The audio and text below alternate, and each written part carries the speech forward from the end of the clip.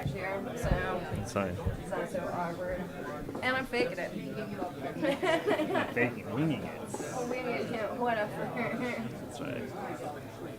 And to tell us exactly what GR is doing and nothing else. Yeah, I'm gonna do it, and then I'm gonna talk most of them so. That's fine.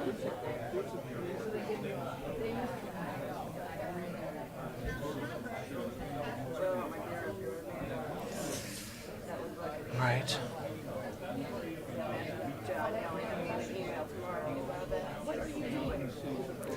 Hello. Welcome, everybody. We're going to get started here. I'm sure everyone has been enjoying the food. Hi. Thank you for being here tonight at the Andrew Breitbart Freedom Center here at the Heartland Institute. I'm Donald Kendall, graphic designer with the Heartland Institute.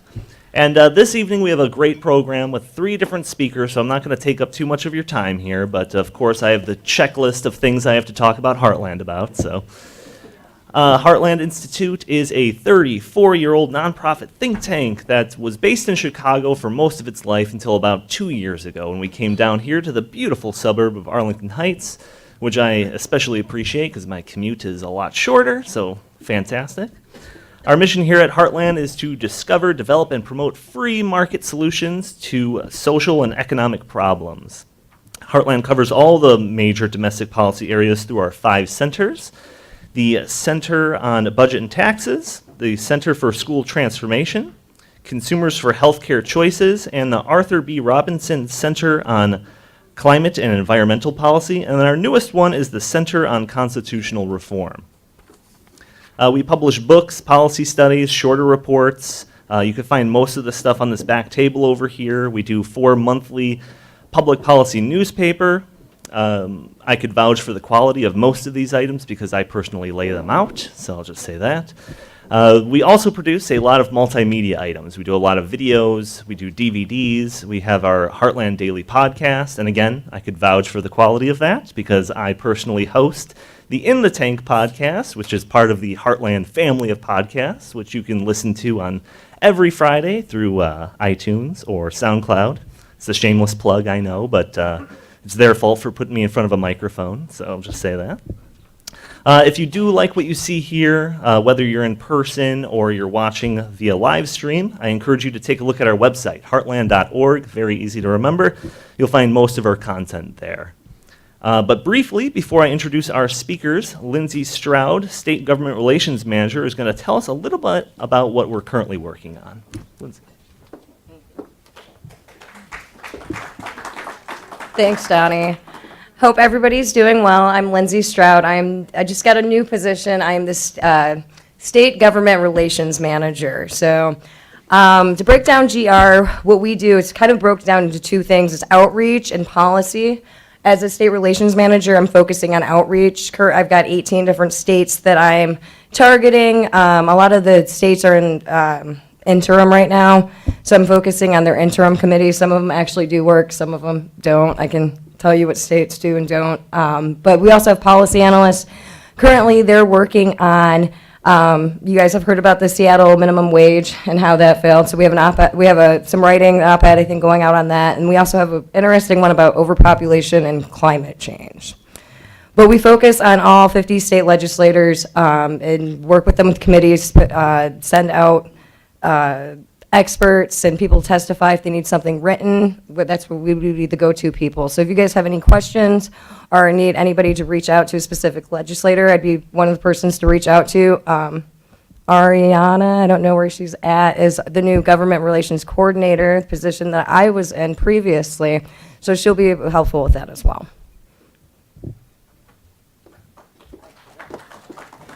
Lindsay Stroud, everybody. But like I said, we have a great program for you this evening. We are very lucky to be a special tour stop of the 10th annual Free Market Roadshow, which is toured through 45 capitals in Europe. So I'm very happy that you were able to make Arlington Heights a stop on your trip.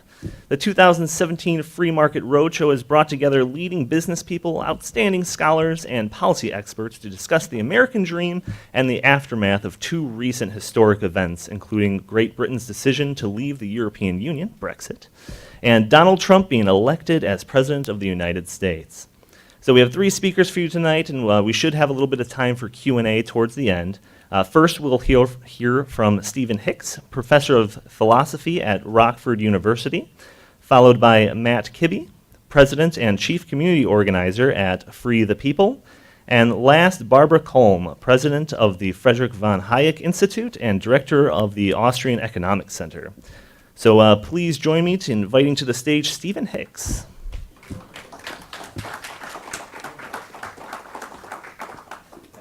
Thank you. Okay. All right, pleasure to be here. I'm going to frame my remarks by focusing on this concept of the American dream, right, initially. How many countries have a dream? Right? The entire history of humankind, and there are now 186 or so nations around the world, only one, right, as far as we know historically, have had a dream, right, named after them. And that's remarkable. Right? I do teach philosophy. That means I spend a lot of time with young people, and we always bump into the question of the meaning of life, and that's not an abstract question only, right, for them. They're in the act of defining it and figuring out what their dreams are, trying to combine that with some sort of realism and making a plan for their life. And the American dream resonates with them, right? They, as Americans, have had that to a large extent bred into them. I come from Canada originally, right? There was no Canadian dream, right? Except maybe to play in the National Hockey League, right, someday, right? But we all knew, right, what the American dream, right, stood for, right? Even as kind of the little brother, right, of the big brother, right, the United States, right? It really meant, right, opportunity, having the capacity, right, the resources available to you to pursue whatever you wanted, right, freely. And that meant the United States, having built a culture, right, that could attract so many people from so many parts of the world to it over the course of its history. That is an outstanding, right, cultural achievement. Now, I'm overall optimistic, but we do face challenges, right, with respect to dream. The United States stands for a set of ideals. Those ideals are being assaulted, right, from a variety of directions. And for the first time, really, in our generation, indicators show that a lot of young people have doubts, right, about the moral status of their own country. So there is a cultural shift at work, and that's significant. But let me say a little bit about my optimism. American dream, set aside the initial problem areas, right, that we immediately would focus on, and focus on the things that we do, in fact, have that's good, right, and things that are good compared to much of the rest of the world, and certainly good compared to much of human history, right? So the American dream with respect to religion, we are still fundamentally able to think and practice our religious views or not practice any religious views at all, right, whatever we want, right? That portion of it is alive and well. In our sex and love lives, right, we don't arrange marriages, right, anymore. We're increasingly tolerant, right, of other people putting together their own romantic lives as they see fit. We have a remarkable, right, ability to be mobile, right, not only within the United States, but easily within North America, and TSA, sometimes everybody's worst enemy, notwithstanding, right, to get around the world and enjoy, right, the amazing planet that we're part of. We do have prosperity, right? We moan and groan when growth rates are only 1 or 2%, but the fact that we're still growing, right, is an achievement, right? Things are getting better, right, in terms of the material resources available to us. We're constantly amazed by technology, and we all know that technology has the ability continuously to improve our lives. And in artistic expression, all of the data shows, right, all of us, right, and spend an unbelievable amount of time consuming movies, books, music, and so forth in an amount unparalleled in human history and customized, right, to our individual tastes, right, in a way that people have not been able to do before. So in that sense, right, we are living, right, the dream. But problems, okay, and we do have big problems. The United States is, by most measures, the largest nation in the world economically. It has the biggest footprint politically. And we would expect that in our more pessimistic moments, those are the two areas where we would look for canaries in the coal mine, right, or even worse, right? So Our biggest problems, well, what would you say? Right, immediately we do start thinking about our elected politicians, right? Elected politicians are not only put policies in practice, but they stand as figureheads. And since I have been in the United States, right, the presidents have been, and how inspiring are these individuals, right? Bill Clinton, right, George W. Bush, right, Barack Obama, right, and now Donald Trump, okay? Now, I don't get up and cheer about any of them. Of course, we can have arguments about which are better, right, or worse. Here we are in the state of Illinois, which has been my home state, right, for any number of years, right, and all of the corruption indexes, which I study regularly since I teach a lot of business ethics, right, Illinois is consistently the third worst state for corruption, right, not after New Jersey or Louisiana, but actually after New York and California. And there are reasons for that. And let me see, I think this is right. 4 of the last 8 Illinois governors have gone to prison, right, on corruption-related charges. Okay. Now, I don't know if that means we're just better at catching them and putting them away, right? Or if in some way we are worse, is that a good indicator or a bad indicator, right? But systematic corruption, right, is awful, right, and it's worse in some states, right, than others. And it's not just that the corruption is there, which is an enormous drain, right, financially, and leads to bad governance and all sorts of effects. It's also morally corrosive, right, because to the extent that younger people grow up in a culture where they expect the politicians to be corrupt, right, they are going to think about, right, their role as citizens and what's expected in their personal lives and how they interact differently, right, than people who grow up in a culture in which corrupt politicians are seen as an aberration, right, as something to be seen as problematic. We do have a culture shift, right, that we are undergoing. I do look at a lot of the data and the indexes, and just in the last 15 years, from the beginning of the turn of the century, Transparency International does some pretty good social science on international corruption, and there are, again, 183 or so nations that are measured, right, every year. So if you're in the top 18 nations, right, for lack of corruption, right, then that's not too bad, right? And at the beginning of this millennium, the United States was 8th, right, in the world for lack of corruption. In the intervening 15 years, it has fallen out of the top 10%, right? It's currently ranked 20th, right? So that feeding frenzy and all of the corruptions during the TARP bailouts, right, and the things that led up to that and afterwards have exerted an enormous toll. All of the financial scandals and the political scandals are feeding on themselves and growing in an inappropriate direction. Now let's just to think about elected politicians, and that's a problem, and it's morally corrosive and economically corrosive on our conception of the United States as a dream place, a place that stands for a set of ideals. But I don't think they're our biggest problem. And I'm going to turn next to what I think is a worse problem. I think our unelected, right, officials are in fact a worse problem. Also from my studies in business ethics, a huge bloated growth, right, in the regulatory state.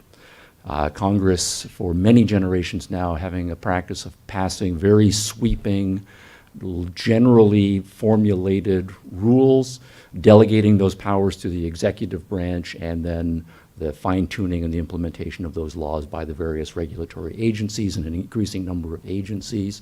Of course, our opponents on the left, right, talk about deregulation, this, that, and the other thing. And there have, of course, been some significant deregulations, but the other part of the story is that for every significant deregulation, there are 15 new, right, regulations that are put in place. They're not elected, right, and the accountability is much more difficult, right, in any sort of a democratic republic if you have unelected officials with broad sweeping powers, and we're starting to notice, those of us who pay attention to us, and I'm sure all of us in this room as Heartland people do, right, pay attention to these things. The examples are increasing.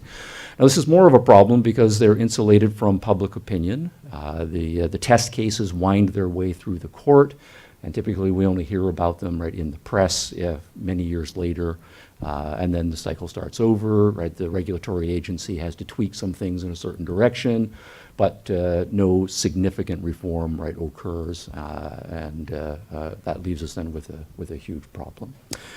But I want to turn to what now seems to be a generation shift. And I do think Trump's election was significant. Wasn't a fan, didn't vote for him. Brexit, I think, is significant. Obviously, didn't vote for that because I'm not a British.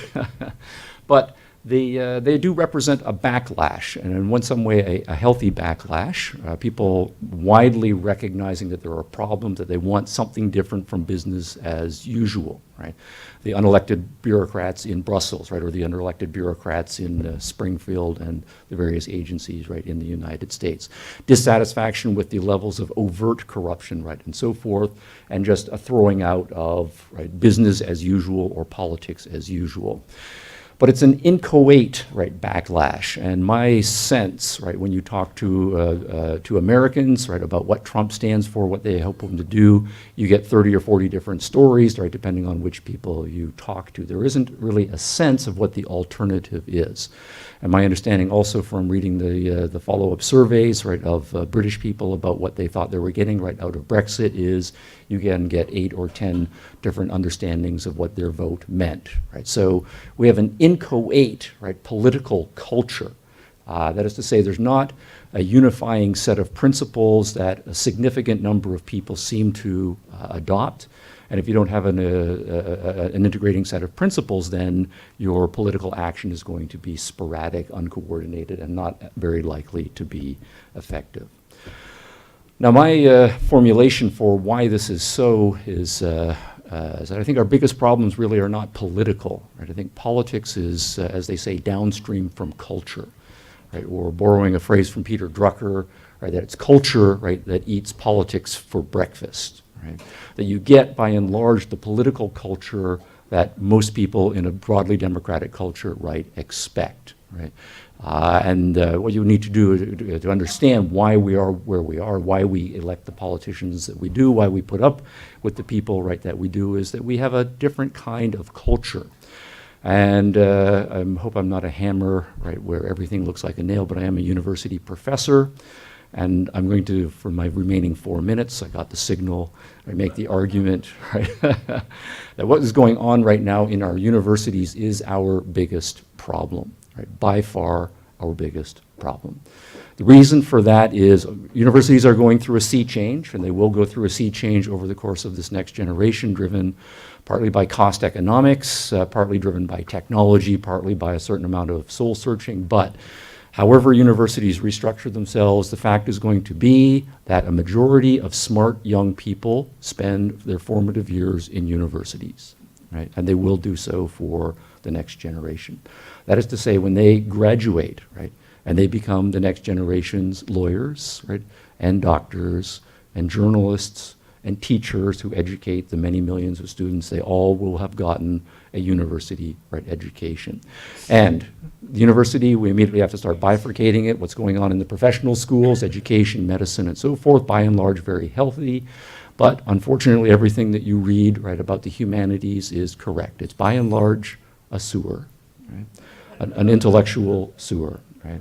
And it's the product of several generations of increasing skepticism, solipsism, nasty forms of relativism, and power politics, right, of an odious sort that has successfully taken over segments of the university. Now, this is important, right, for the demographic reasons, right? Next generation's leaders are being educated right now, and the way they're being educated right now is not educated. By and large, they're getting an indoctrination. They come out, they have only read one set of books, right? The classical liberal education where you read the best arguments on both sides or all sides of every issue, that you're not educated until you can argue the other guy's position better than the other guy can argue, right, that position as well. You hear one side and you universally hear one side. The speech codes, right, that are enforced among student services centers, the disinvitations, right, of certain kinds of speakers from unacceptable parts of the spectrum, those speakers who do show up on campus, you know, for the first time in American history, right? Assaults, right? And students walking around campus with bats, right? In some cases just symbolically doing so, right?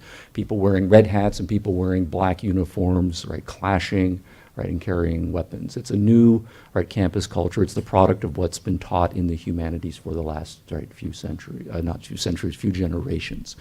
We got killed, right? People who are classically liberal, conservative liberal in the 1950s and the 1960s. Just, yeah, we're just, basically, we lost all of the major debates, right? And then the professoriate over the next two generations was then increasingly stacked, right, against this. So it's not uncommon, right? The position that I'm in. I'm at a small university. We have about 100 professors, right? I'm kind of, classically liberal libertarian, and I'm the only one, right? Okay. And if you go to other places, it's not, right, that unusual. But the battle needs to be fought, right? It needs to be fought in universities. So I would say two things in two remaining moments. I think the battle can be won. Skeptical and nihilistic arguments get boring after a while. Smart young people don't like them. They march with their feet. They find more interesting professors with interesting hypotheses. But we do need to support younger intellectuals who are fighting their way through graduate school, getting the assistant professorship, fighting for tenure, and getting them, right, those positions so that they can do proper education, right? There is lots of good work being done by young people, and the support, right, support networks are being built up to support younger professors and the next crop of intellectuals. We do need those people. Outside of the universities, partnerships between think tanks like Heartland, and many others, right, around the country, state level and national level, working with people in the universities so that the ideological battle and the teamwork, right, is mutually reinforcing. We do also have great opportunities, I think, with the new technologies to build parallel institutions. The cost of developing high-quality educational products, right, on the internet. I know I'm just speaking a cliche here, but it's nice that it's a cliche so quickly. Right, reforming universities and reforming K through 12 from the inside. We have to fight that fight, but it's going to be hard. And what we should also be doing is experimenting with entrepreneurs who are interested in education, building outside of the traditional universities, outside of the traditional school system, educational platforms that are genuinely going to educate people in both and all sides of the argument. So we have the tools. I think we have the ideas. We do have problems, but of course, every generation, right, does have problems. We live in a really prosperous place. We do have an enormous amount of freedom. We do know what those ideas are. We just need the teamwork and the institutional support to make it happen. So I'll stop there.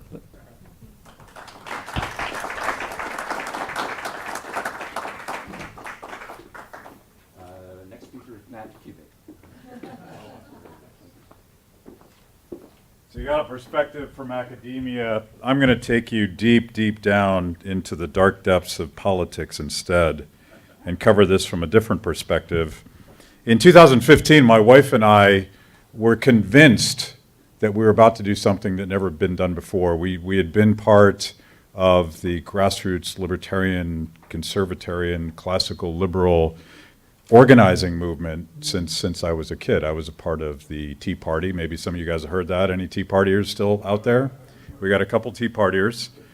And we had taken the House, and we had elected senators like Mike Lee and Rand Paul and Ted Cruz and Tim Scott and others that not only had read the Constitution, but had some sense of what this country stood for and what the purpose of markets were all about. And 2015 was the year we were going to elect a president that represented that same movement. So we started working for a super PAC for Rand Paul, and maybe you guys had somebody else in that race, but we thought that Rand was the guy. He's on the cover of Time magazine. He's standing on the shoulders of his dad's movement, the Ron Paul revolution that had happened even prior to the Tea Party. There was something going on in the United States that was fundamentally different, because people were awake. People were reading the kind of stuff that you and I had read when we were kids, and they were waving signs saying, "Who is John Galt?" There was something cool happening. 2016 happens, we get to Iowa, and we go into Iowa assuming that Rand Paul's base in Iowa was where Ron Paul started. Ron Paul got 22% in 2016. He went on to New Hampshire and got about the same. And so the assumption was in Iowa, with the momentum coming from Rand's dad, Ron, that Rand was going to kick butt. He was going to take Iowa. That was our do or die place we were going to be. And somewhere along the way, the Ron Paul movement split right down the middle between those that believed in liberty and those that wanted to burn it down. Those that were raging against the machine, those that were pissed off at the establishment, righteously angry at the corruption in Washington and all of the insiders that had been colluding against us. That coalition split right in half. And Rand Paul was just way too reasonable. If you wanted to burn it down, you didn't go Rand Paul, you went Donald Trump. And more interestingly, all of the young people that had rallied for Ron Paul in 2012, a lot of them caucused with Bernie Sanders. And I don't think that sounds nearly as weird as it sounds. Is that a sentence? It's a little weird. There's this great, Google this, there's a New York Times article that really stuck with me when Donald Trump went to Burlington, Vermont to really stick it in Bernie's eye. He was going to go to Burlington, he was going to hold one of his big Trump rallies, and the New York Times went there because they thought they were going to embarrass Donald Trump by talking to all these true blue socialist Bernie Sanders supporters. They're all standing in line outside of Trump's event. And one after the next, the New York Times talks to these folks, and one guy says, you know what, I'm really a Bernie guy, but if Bernie doesn't make it, I'm with Trump. And the next guy says, you know what, I'm a Trump guy, but if Trump doesn't make it, I'm with Bernie. Does that make any sense? In some ways it does, because both of these guys were raging against the establishment. They were promising to drain the swamp. They were, in Bernie's case, he was railing against crony capitalism, and he was actually had co-sponsored with Ron Paul legislation to audit the Federal Reserve. And he was complaining about not just Iraq, but other endless wars that the United States, both Republicans and Democrats, had gotten us into. So what the hell was going on? Well, I think you need to take a step back and look at this in the context, not just of the Tea Party, not just of the Ron Paul Revolution, but let's go all the way back to the Dean Scream. Do you guys remember Howard Dean physically melting down on stage after he'd won, I guess that was New Hampshire, I don't remember. And his guy had written a book called The Revolution Will Not Be Televised. He was the first political phenomenon driven by social media. He was raising money online. He was getting his message out without the help of the Democratic establishment. Obviously, Ron Paul took that to a whole new level with his money bombs and his ability to just not only ignore the Republican Party apparatus, but to build a social movement around it. The Tea Party, of course, took that to a new level, and we won the Congress in 2010. We won the House at a time when every smart person in Washington, D.C. was saying that it was impossible. Every single one. And we did it anyway. Fast forward to 2016, how many smart people predicted that Donald Trump would be president? One right here. How many more? There's probably a couple in this room. Because the smart set really had no idea what was going on. And they've been railing against what I believe is a fundamental paradigm shift, not just in American politics, but in society across the board. The same dynamic at this level is what happened with Brexit. All of the experts, all of the pollsters, all of the prognosticators said this will not happen, it cannot happen, these people couldn't possibly do this. But then they did it. Now I think there's fundamental difference between Brexit. I think there was a lot of very freedom motivating reasons to get out of the outsized ruling of the European Union, and Trump is a different phenomenon because he's sort of half Bernie Sanders, rage against the machine, kind of like shrinking pie economics guy, like we're losing our jobs to China, our best days are past, it's never going to be the same unless you elect me president. It sounds a little bit like Bernie Sanders, but of course Bernie sort of sounded like Ron Paul too. He's raging against the machine, he's raging against crony capitalism, he's raging against the Federal Reserve, he's raging against permanent war in Iraq and Syria and everywhere else.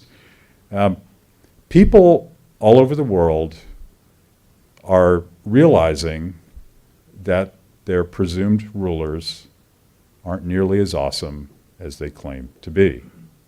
And I think that's a very good thing. When I was a kid, the Marxist professor behind this podium, or Walter Cronkite telling you that's the way it is, or the political leaders, the Mitch McConnells and the Paul Ryans of the political party, that's who you trusted to know what was going on. If you wanted to get the news, you had to go to the New York Times. You don't do any of that stuff now. In fact, if you do it because you know they're lying to you and you find it sort of amusing that you get that perspective. This means that everything across the board, all of these top-down structures that have organized civil society are collapsing before our eyes. As a libertarian, this should be the most exciting moment of our lives. Think about young people today. They say that they're sort of flirting with this idea of democratic socialism. It sounds kind of cool, it sounds cooperative. It's not as bad as the old socialism. Bernie told us that. It's different, going to be different this time. We're not going to hurt anybody. We're certainly not going to kill anybody like we did in the past. But when you dig into that data, you've seen this data where young people are now thinking that democratic socialism is better than capitalism, right? But when then you ask them, do you believe that the government should own the means of production? They're like, hell no, that's the stupidest idea I've ever heard. So they're talking about something else. They're struggling with something else. They know that capitalism to them is not capitalism at all. It's cronyism. It's big banks getting a bailout while they get stuck with their student loan debt. So there's all this pent-up frustration. There's all of this distrust of elites, which the elites have earned every single step of the way. And in that mess, everything looks like chaos.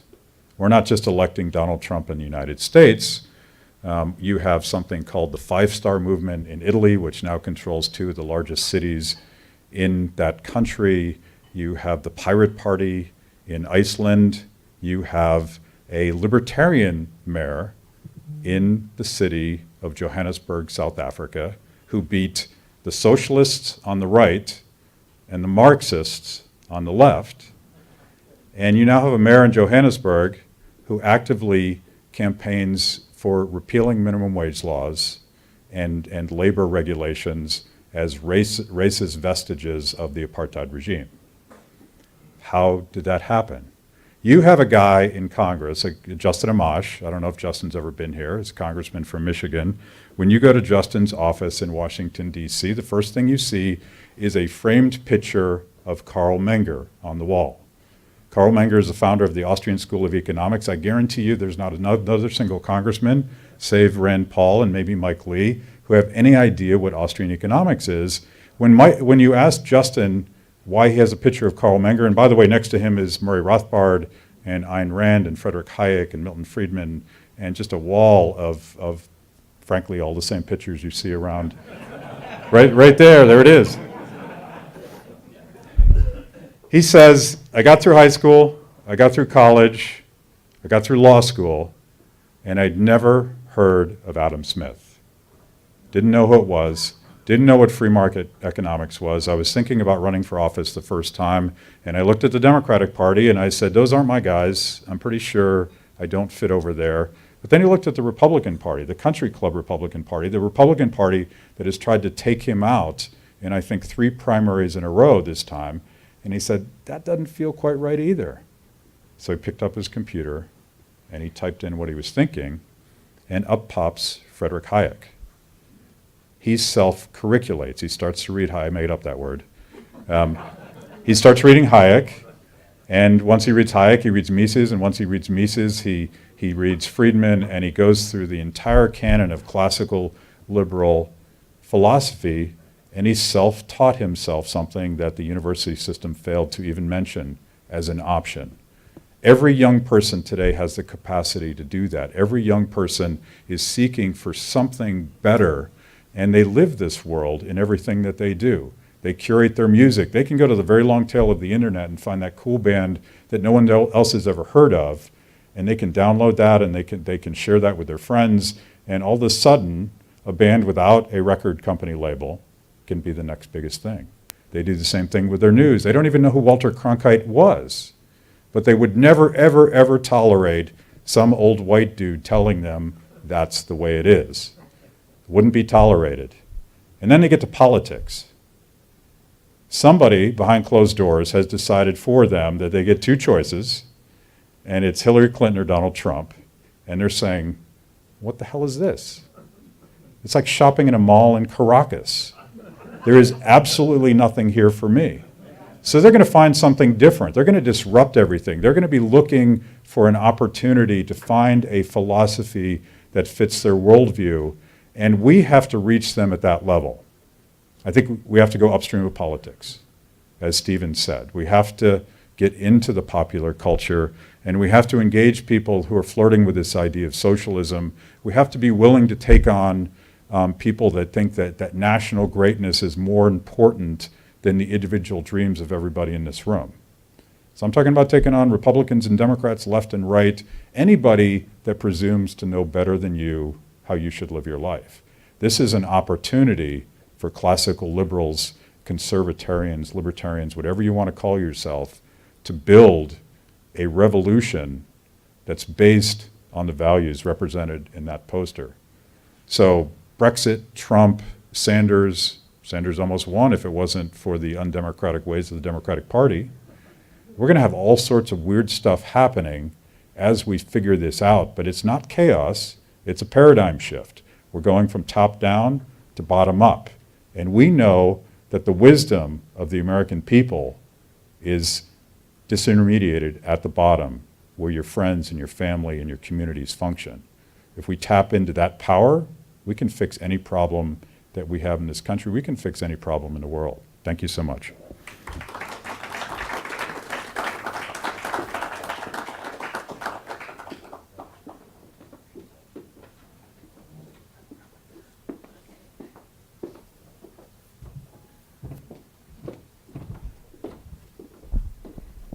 Hey, thank you, Matt.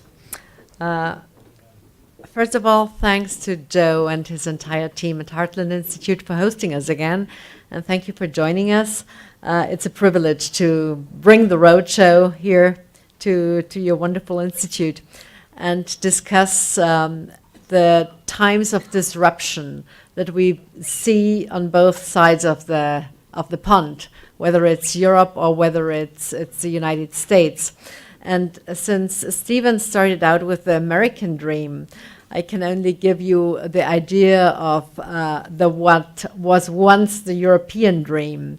Kind of starting once upon a time, there was a group of classical libertarian people who thought that by cooperating, coordinating, by believing in the 4 European freedoms, the free movement of people, the free movement of labor, the exchange of goods and capital without borders, they would create a continent that could live peacefully together, and a society that creates growth and added value and well-being.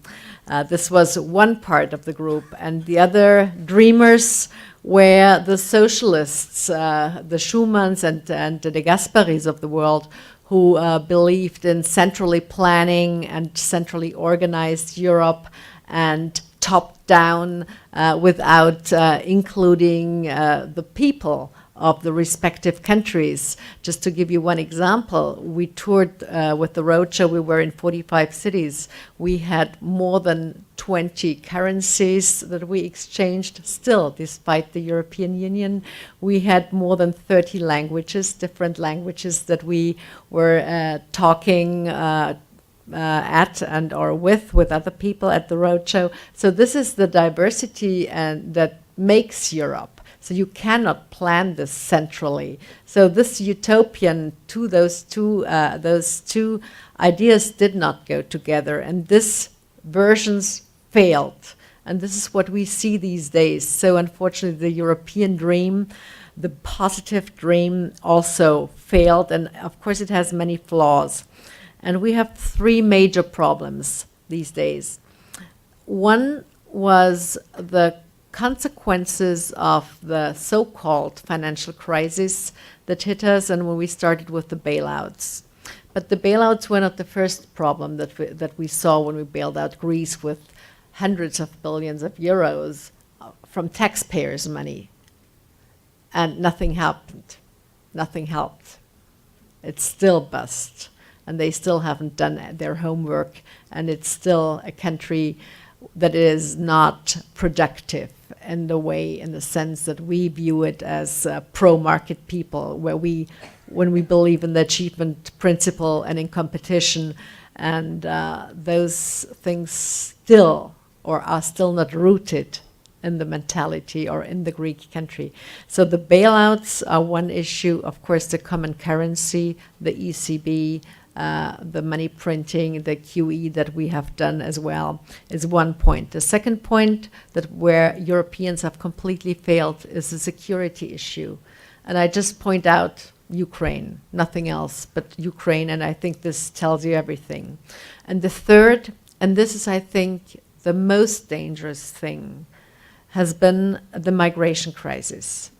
And there we have been now, this is the fourth year now that the fourth summer that we are going through this, or that we will have this crisis hitting Europe. It has been neglected for 3 years. And if Brexit had not happened, politicians like Angela Merkel and others would not have woken up. They still would have neglected what the man on the street, the reasonable people, understand, because they are not detached from reality. And this is where we have to bash our European politicians. What Brussels has done is a complete neglection of reality. They live in a bubble, in a true bubble, in a parallel universe. They rather look at migrant quotas or at over-regulation or at who they can charge and give fees, charges to, like whether it's Google or other multinational companies, or whether they try to kick out Uber and Airbnb or other institutions that make or that create jobs and that help people out of poverty. They rather think in their own little world and seek to protect their own sovereigns, their own reigns, because those people in Brussels don't pay taxes. It's preferential for them. They have a way of life that is not what the rest of the Europeans do. And the worst thing is, if we look at numbers, and just to give you the current, on June 29th, within 48 hours, 12,000 migrants landed on 22 different Italian shores or posts of the Coast Guard and of other NGOs. Within 48,000, 12,000 migrants. And don't get me wrong, but we need to stick to the numbers. Out of the many millions that came to Europe 2 years ago, only 18% were Syrian refugees, 18 out of 100.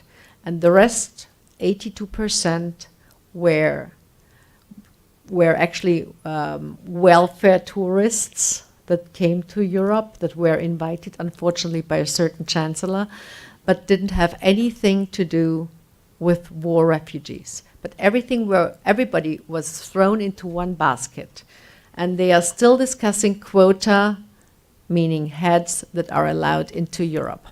And now we know that we have 65 million Africans moving north. If you know that the border, for example, from Cyprus to Egypt is about 300 miles, that the border from Italy, Sicily to Tunisia is even less than that. It's 200 miles, not even.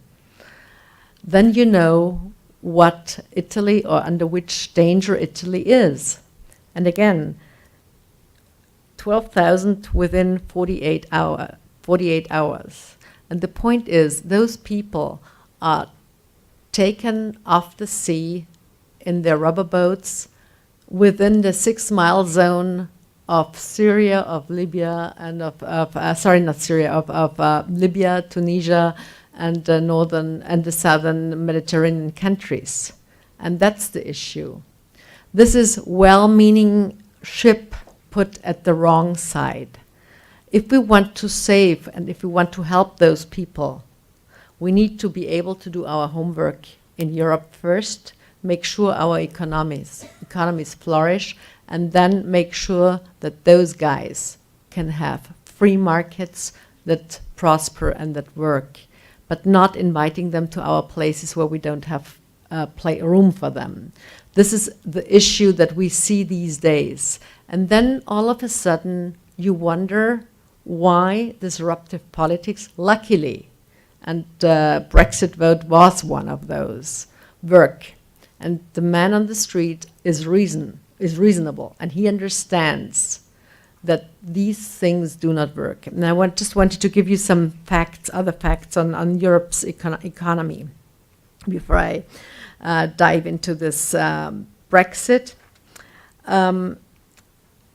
Mrs. May had a bad bet. Unfortunately, she lost, and the hard Brexit probably will not be possible. If you look at what is happening now with the negotiations, on the one hand, we have David Davis, who is a chief negotiator of the Brits, and on the other hand, Michel Barnier, who is sitting there for the European Commission. The pictures that were delivered during this last week were the following. The EU bureaucrats were sitting with tons of paper. On the one side, the Brits came with empty hands and just said, you know, for us, it's a deal. It's done. We don't care. We are gone. But this is what the European Union and the Commission still doesn't understand. So again, the detachment from reality. Instead of accepting the fact and just saying, okay, let's get this divorce done in a friendly way and not let the kids suffer, they try to play poker, and it's really not helping the entire situation. Because in the end, unfortunately, it will be continental Europe and not Britain that will suffer. Because we continental Europeans are still too proud and too arrogant to understand what is at stake. And again here, the beginning of the European dream that obviously fell apart a long time ago. I don't know if you have followed the G20 meeting in Hamburg 10 days ago, whether you have seen the riots on the streets. This is another issue. All of a sudden, it's not the mean right-wing people who are upsetting everybody else. No, it's the left who is fighting against the so-called establishment, the political elite, and who is destroying their own hometown. I mean, this is a different picture of Europe as well. Just, we have to look at, you know, no rules apply any longer. Nothing. What has been true in the past 20, 30, 40 years is working out again. It's completely disruptive, and this plays again into the hands of those people who believe in Austrian economics. Because first of all, we all know, and this is what our forefathers have told us, there is no such thing as full information, and we cannot predict things. And of course, we have to be innovative and creative. And there is no such thing that can continue forever and ever.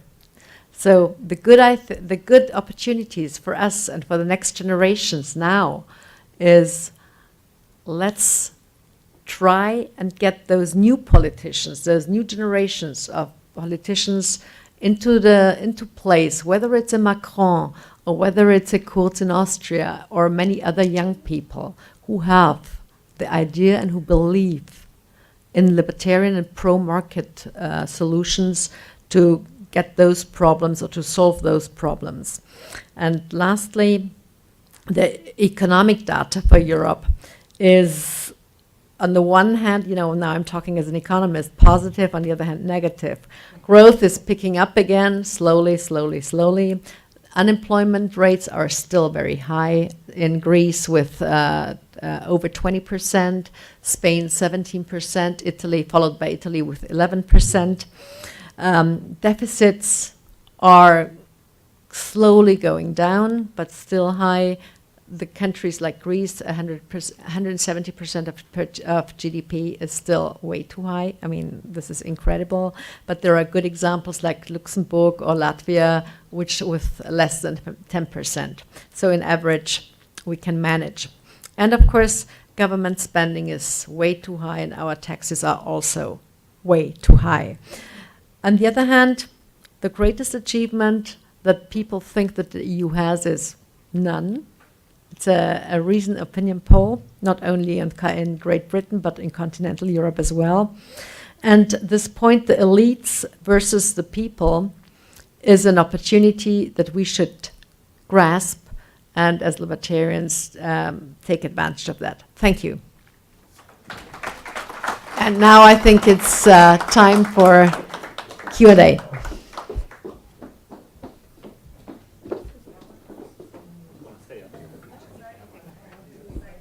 Yeah. I'm going to invite our speakers up to the stage here. If you want to give them another hand, that'd be great.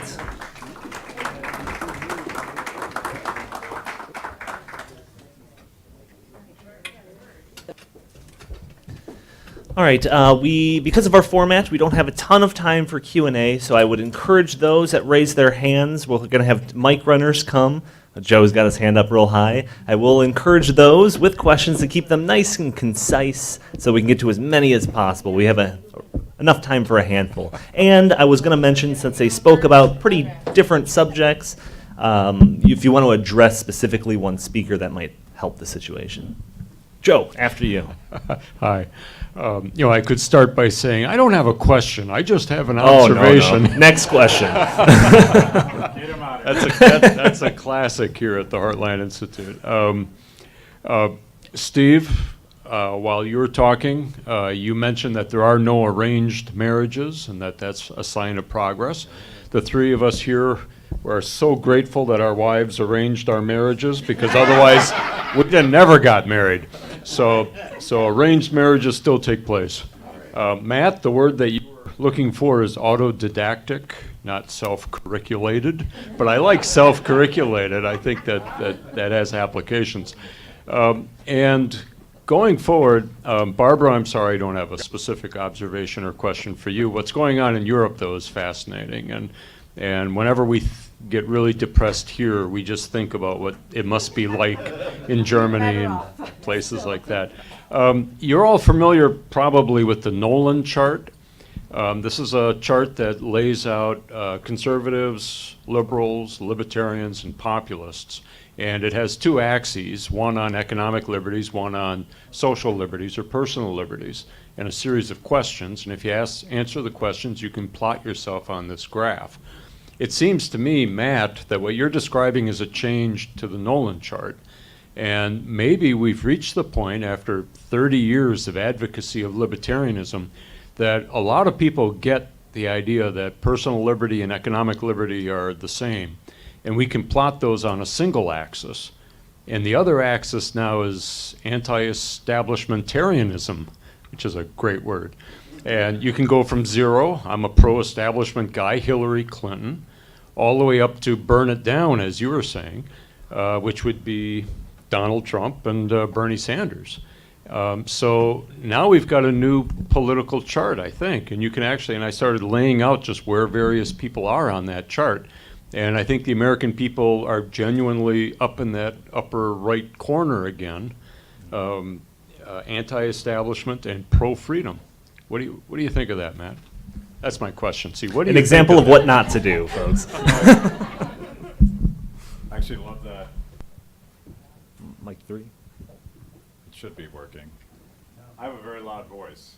I think, Yeah. that works. I think there's every good reason to discard the old political charts of all sorts, and I think we do need to revise the Nolan chart. But I've also never quite understood why the right to left chart has fascism on one side and socialism on the other, because they're both essentially forms of nationalistic authoritarianism that result in very large body counts. At my new startup, Free the People, we're spending as much time talking to young progressives as we are talking to young conservatives, and we're finding some common ground there that I think a lot of people wouldn't expect. And the beauty about technology is you can engage tens of millions of people with one Facebook post, and the crowd, the wisdom of the crowd, will respond to you and explain to you what they're thinking, how they talk about things, what values motivate them. I think we have an opportunity to fundamentally reevaluate this old, there's only two teams and it's left versus right thing. I don't think it really works anymore. Hello, I'm Nancy Thorner. I became interested in the immigration issue years ago when Mark Stein wrote his book, America, the Last Best Hope. That was 10 years or so ago. And now what's happening in Europe? I wonder if it is already too late, because these immigrants that are here, they are multiplying. They have a lot more children. The Europeans are not having children. They are multiplying, and their children, their grandchildren, they will all vote. And in time, like in England, even in London, the Muslims take over. Look what's happening in Sweden. It's terrible in Sweden. And just recently, George Soros, is having problems in Hungary because they are refuting what George Soros wants, to allow Hungary to have the illegal immigrants to come in, and they don't want it. So are you being too Pollyanna about the prospects for Europe? I think you are. Sorry, you said I was too honest? You're saying that Pollyanna, but too optimistic about Europe, because I think it's really too far gone that maybe a Muslim caliphate, who knows, in years will come about, because they are really overwhelming Europe right now. Well, as I mentioned before, it's the migration crisis is one of the issues that we have, but it's the largest and it's the most important. And as you said, we don't reproduce as others do, and we have predictions by 2035, 37. Our welfare states will be totally bust. Not sustainable. I mean, they are not sustainable, as we all know, because this concept just simply doesn't work. I mean, when Bismarck invented it, people died when they were average 40 years old and worked until they were 38 or 39. So, and this concept does not exist any longer. So. It changes the culture of the respective countries, and now you see the pendulum, at least with some places, slowly swinging back. If certain things had not happened in Europe, whether it was the riots in New Year's Eve 18 months ago, actually, or several other issues, then politicians would not have pulled the trigger. Right now, in Brussels, it's still debated about the quotas, but the people in the regions, the politicians in the regions, start blocking the borders. And we will have border controls again on the Brenner, which is Italy and Austria, which is a very historic border. And having a border control there hurts us Europeans, but we know we need to have it. It has to happen. And helping the Italians with Frontex and other things is a precondition. But you are right, it's not only 5 minutes to 12, it's already 12 sharp. And if things don't happen now, it's definitely too late and Europe is lost. I'd like to ask a question of Stephen. I have the unique position of I went to Rockford College, and when it was Rockford College, not Rockford University, and there were a lot of libertarians among the faculty at the time. In the economics department, I studied under William Hutt, who was a great South African economist. And matter of fact, I went to Rockford College because of William Hutt. And the philosophy department wasn't libertarian, but was, fairly conservative. And I'm not sure why it's changed. And it's changed at so many universities. And what I'm seeing, I don't want to make a speech like too many people do. I don't mean that. I'm not aiming at you. No, what I see, what worries me is a fear. And I understand that all of the, people are being shut down with riots and all the rest. It feeds into the fear. But I see places, not the big Eastern universities, but the small Midwestern schools, not willing to overcome that fear. There's a huge number of libertarians who went to these colleges, the Rockfords of the world, never get invited to come and speak, never get invited to come and teach, never get invited to mentor students. Why? There has obviously been a generation shift. So I'm assuming you were a student there before I became a faculty member there. And yeah, okay. And I do hear stories about the good old days, right, before then from some of the faculty, but they have all, retired. By the time I got there, Rockford was actually one of the last 3 universities not to accept government funding in any way, shape, or form. Yeah, that's right. And then when he retired or was semi-ousted, there was a shift, and all of the faculty since then, with a few exceptions, have been from other parts of the political spectrum. I wanted to jump in on Joe's point and also what Matt said. That I think another way of thinking about the ideological landscape is that now any sense of a unifying ideal is out the window. So if you take something like the Nolan chart, you say civil liberties, and we can have a debate about the proper mix of equality and liberty and so forth, but that's still to take equality and liberty as normative ideals, right, that we should strive for. Or in terms of economic, dimensions, from is it best to achieve economic efficiencies and fairness, by a centralized system or by a free market system? The assumption from both sides is still that there's a normative ideal that we should, be striving for. What has been dominant, in the humanities now for more than one generation is that there are no normative ideals, that we should strive for. Socialism failed. Capitalism, we think, is completely corrupt. In fact, everything is just a power struggle. And what you then have is a replacement of any idea of truth, justice, principles, ideal striving is the idea that life just is a power struggle. It is strong versus weak, and there is no way that people in different groups are ever going to be able to talk to each other across their group differences, and so it fundamentally does become a power struggle. So it's an amoral foundation that feeds into a power struggle, and somehow we have to re-understand the political spectrum or the ideological spectrum by making a really prominent place for that amoralism. I'm being told that we only have time for about 2 more questions, so the pressure's on you to make them good questions. Thank you. This is also for Dr. Hicks, also second Rockford alum, 1980 economics. So I was there during the revolution from the old to the new Rockford. I'll fill you in on it if you want to know. But my question, Dr. Hicks, is this. I think the social media and people being able to educate themselves, as Matt pointed out, it's somewhat hopeful, but the universities seem to be so far gone now. I mean, you've got Hillsdale maybe and Grove City College, maybe. You count them on the fingers of one hand, where they're completely taken over by the progressive mafia, if you will, and they hold the reins of power, and a conservative libertarian almost can't find work anymore. Isn't it too late? Do you have any solution for the universities? Because frankly, if they stay gone, the idea that I think social media people will self-educate, and I think we're doomed if we can't get some of the universities back to classical liberal ideas. I agree entirely with that. I do think new kinds of institutions will come along. So we're in the very early stages of that, but Khan Economy and all kinds of supplemental outside programs are growing in leaps and bounds, and students who are genuinely interested in education will seek those out. right?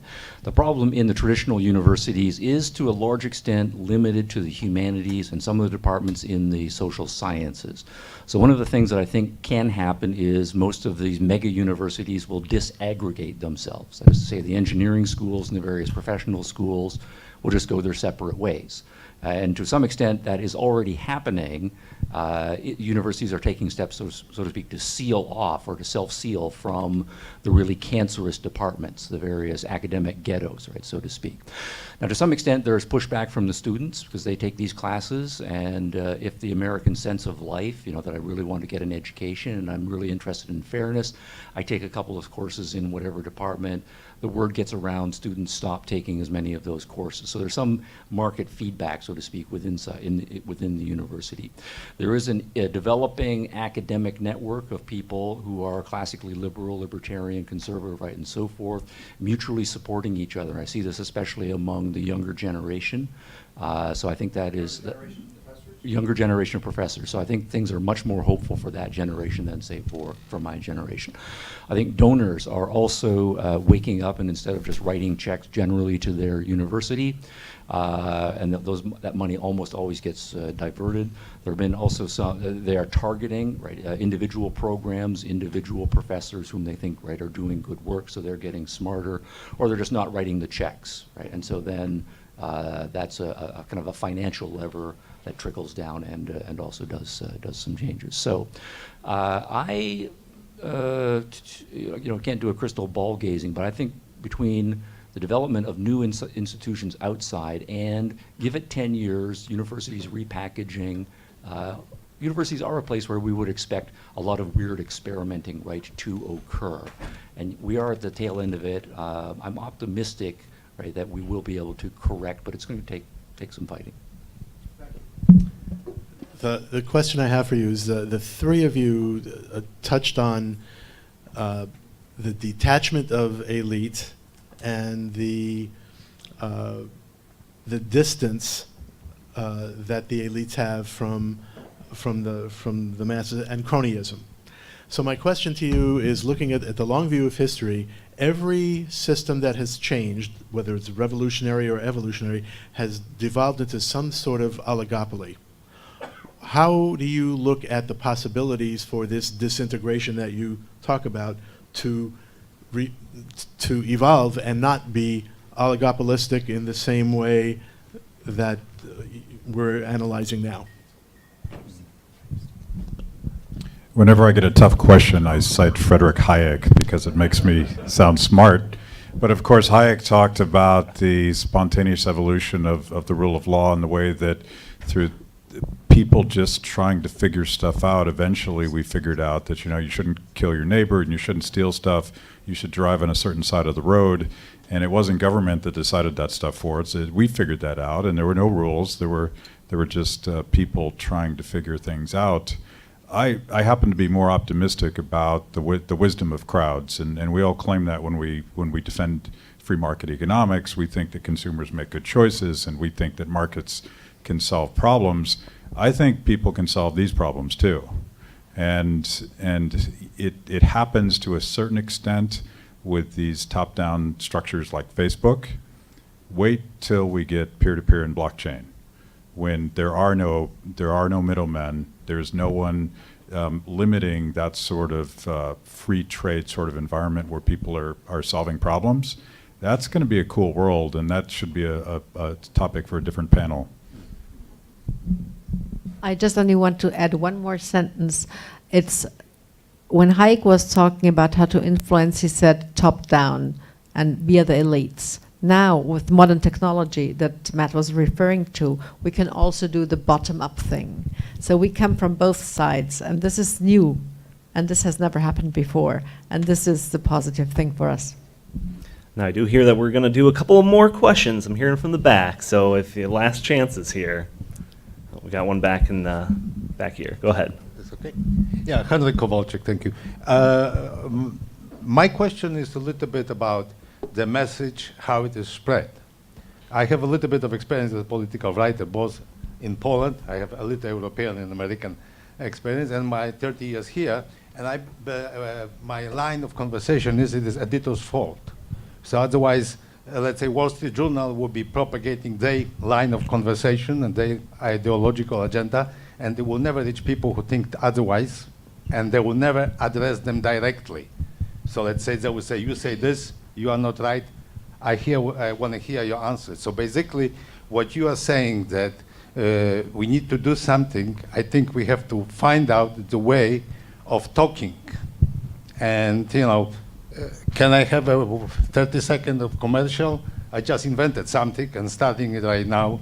It's called the virtualagora.net, when I'm trying to have that format established. But I believe that media being so sectionized, this is the problem, and we have to break it.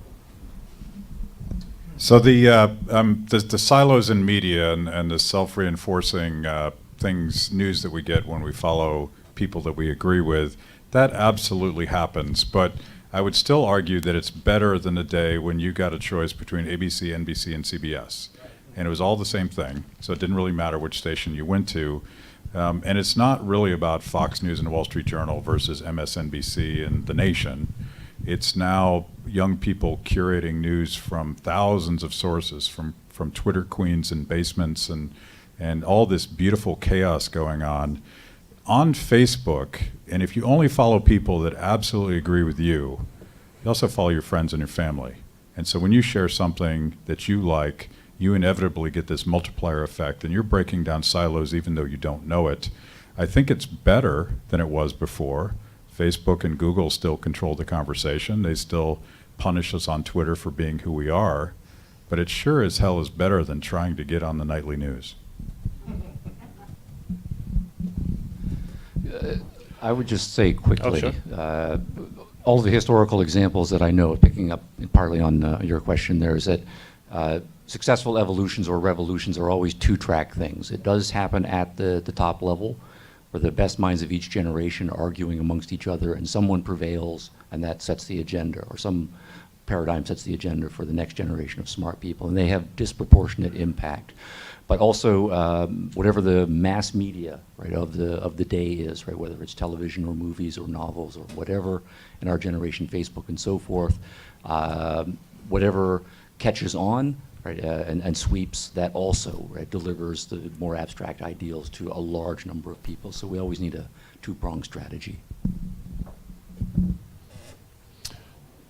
Excuse me, I just wanted to summarize. This was an excellent panel. Thank you very, very much. I'm really pleased we came. And Heartland, thank you, goodness, is on the case. We should have had 1,000 people here tonight to hear this.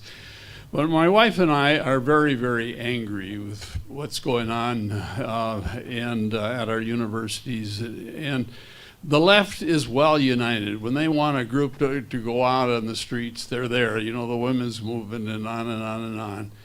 And North Central recently had Bill Foster on climate change, standing room only. I went to Aurora University and heard Thomas Friedman bashing conservatives, a standing room only.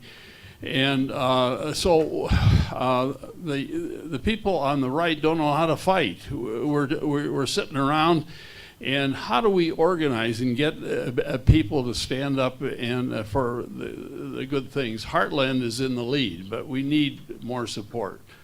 So how do you give me something? Give me some hope. I think this question should be answered by Matt, because he has done a lot for the entire libertarian and pro-market movement in the past, not only decade, but yeah. So my title is community organizer, so I know something about this. And I do that on purpose, and I love to steal the words back from the left, and I don't know what it is offends us about that particular phrase. I hope it's not community, and I hope it's not being organized, but yeah. That might be part of what I'm doing, but I think everything I've been talking about is the evolution of the American people trying to figure out a way to take their country back from governing elites and people that are spending us into oblivion and doing all the things that we all gather at these things to fight against. but there's never been enough of us. When I was a kid, there was maybe 11 libertarians in the entire country. And it took me the longest time to find the other 10. And at that moment, I felt so empowered because I wasn't alone anymore. And you go to any young gathering today, Students for Liberty, Young Americans for Liberty, there's countless groups all over the country, and there are thousands and thousands and thousands of young people, and there's more women than men now, which is a leading social indicator that something actually is happening. So I think we got to organize. And I think we need to, if you're not interested in marching in the streets, you got to find a group that you can support that's doing that stuff. But to me, the multiplier effect is social media. We used to knock on doors. We used to organize rallies. Now, one Facebook post, one short video, we can reach 20 million people. I think there's something there. The left kills us in the popular culture. And I don't know about anybody else in this room, but all due respect to the professors here, I didn't get these ideas from a professor. I got them from reading the liner notes on a rock album that told me to read a book by this guy, Ayn Rand. And it was a novel. It wasn't a dissertation. We gotta reach people where they are, and I think that's in the popular culture. That's how we organize. Yeah, if you're interested in the popular culture battle, and I think that's huge, it is interesting historically that poets, right, really have been the unacknowledged legislators of the world, borrowing the line from Shelley. So if you think of Victor Hugo in his impact on 19th century France, Dostoevsky, Hermann Hesse, right, in Central Europe, right, in the early part of the 20th century. Rand is a very good example, right, in contemporary America. The point was, then if we look at the artistic community, right, the artistic community for the last century has been by and large, right, captured by the left.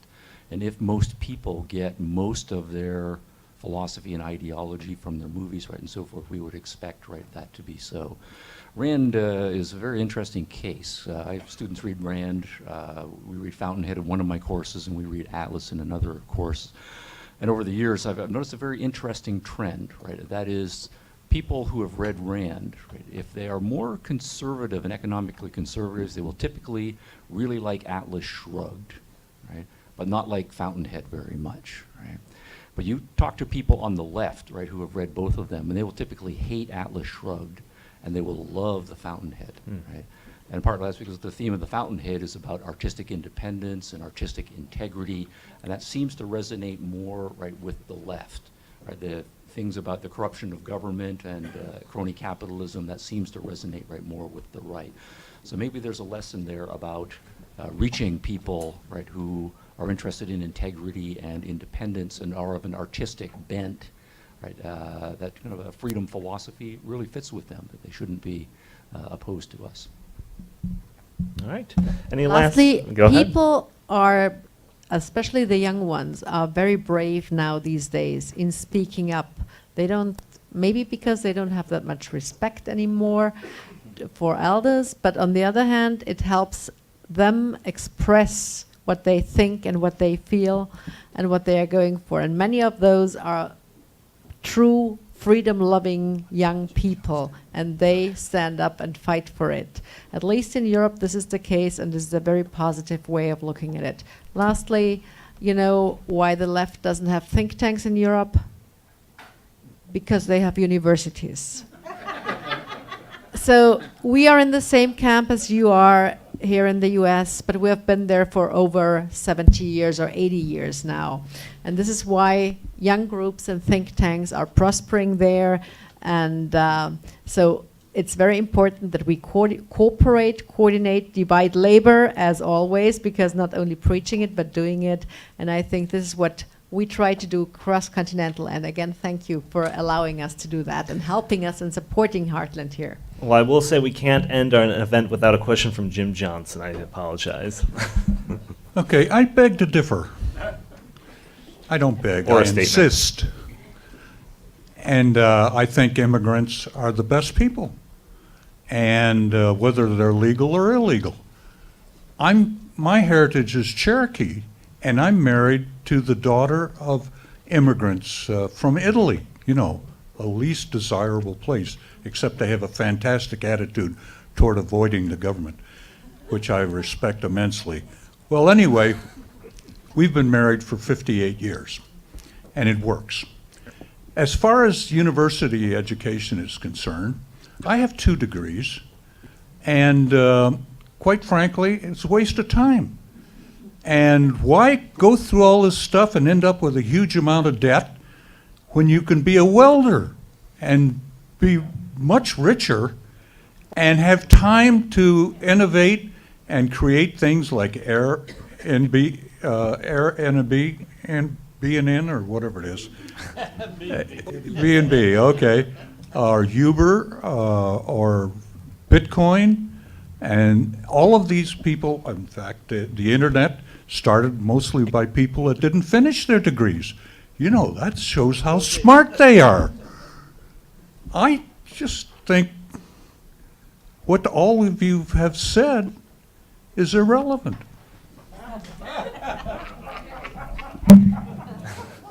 All right, thanks, everyone. I agree with you 100%. Well, I'm an immigrant, so I'm sympathetic to the first half. Let me speak to your second point. I do agree with you that university is not for everyone. I do think, though, for engineers and surgeons and people who require a great deal of technical knowledge, university education of some sort, right, is probably going to be the case.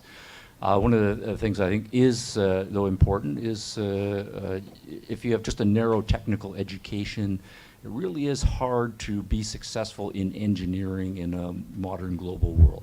And many of the engineering campuses right around the United States are repackaging, right, their undergraduate programs to make them more humanistic, right? Unfortunately, it's not good humanism that's being packaged there. But I would say, you know, the point that you're making is fine, right? If you are young and ambitious and technologically minded and you've got the next new Uber thing, just go for it, right? That's right. University, if you choose it, it will be expensive, time and financial investment. You should be strategic about it, but there is always going to be a place for higher education. Yeah, absolutely. There is a fundamental difference between Europe and migration and the US and migration. And at least you, to a certain extent, ask for all the immigrants that they integrate, that they learn the language, that they adapt to your culture. And we in Europe have not done that.